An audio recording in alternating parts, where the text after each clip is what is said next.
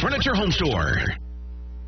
The mayor of Jacksonville has already delivered his budget proposal to City Council, so Council Member Stephen Jost joins us after completing his year-long term as Council President. First reactions, I guess, not only to seeing that 415 pages of budget proposal, but what you just heard in the conversation with Sheriff Rutherford and Nelson Cuba. It's interesting. I just felt like the sheriff, number one, deserved a phone call about, just pick up the phone and say, hey, look, you're not going to like it. We may not agree to it, but I'm cutting you another $6.1 million. That's how we're supposed to communicate with one another. So that was my initial reaction, is I would have at least picked up the phone and let him know, even if he's mad at me, what's the worst he's going to do? Just yell at me. The sun's still going to rise. We're still going to get along. That little bit of politeness, I guess, is what you were looking for. You also, you said in our commercial break there that you feel like more should be discussed on the impact to Florida Highway Patrol or absolutely state roads. When the sheriff says a state road, okay, what does that mean? San Jose Boulevard is a state road.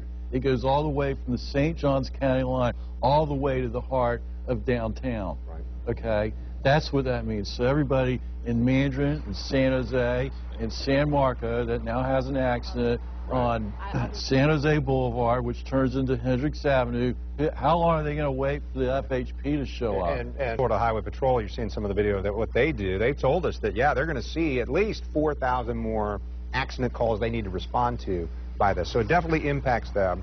Bay Meadows Road is also a state road. I mean, and just until recently, 9A was a state road. So I'm very concerned about that. Well, let me ask about this. What's your view on the cuts to public works? We talked about public safety. I saw that it seemed like the budget proposal there has a pretty big hit for them. It's a big hit. I mean, it's basically the public works budget is a maintenance budget where we're just doing repaving and things like that. What we've got to do, and there's some data out there that suggests where I'm thinking is if you go back to the housing statistics last month, the average home price from June over June went up $15,000. The average house on the market in inventory since 2007 is half of what it is today.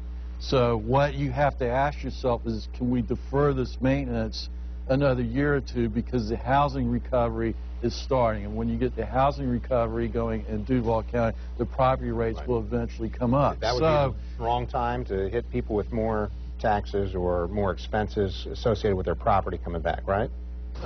Well, it's never a good idea to raise taxes during a recession. You could argue one way or the other. If we're technically in a recession, I can tell you right now, business is recovered a little bit, but it's nowhere where it was. Right. And so, that goes back to the issues of, I'm sure the next question is taxes. I believe, number one, we have to have public safety, okay? Nothing else is going to happen. You cannot have a good economy. You cannot have a good local economy.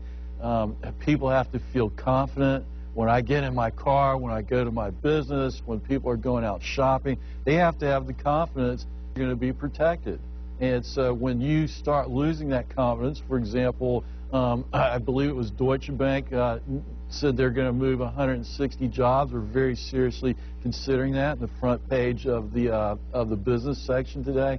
That company, I guarantee you, would not be moving 160 jobs to Jacksonville had they not had the confidence that their employees are going to be safe, or that we have a good educational system. And so, even the schools, they're starting to turn the corner. We're getting those more A schools. So the last thing we want to do is start losing confidence in our public safety and start losing these turnarounds that we're starting to see in our economy locally. So do you think that'll happen if, as we've talked about, the sheriff's office has to cut even more full-time positions? I do believe it's a possibility, because I've been on the council now. This is my 5th year. And just a few years ago, we were known as the murder capital of Florida, and I guarantee you, being known the murder capital of Florida does far more economic damage than the $5 or $10 million that we're talking about right now. The economic damage of lost opportunity, of companies not wanting to move here, families, let's look at Detroit. Anybody that had any economic means moved from Detroit years and years and years ago. And so we don't want to be Detroit, or as the mayor said, we don't want to be absolutely California not. communities or what have you. Stephen Jost, appreciate it. City Councilman, 5 years on City Council, past president, most recently. Appreciate your opinions. Thank you. All right, so lots of views on the budget and the priorities in our city. Your chance to sound off is coming up next on This Week in Jacksonville.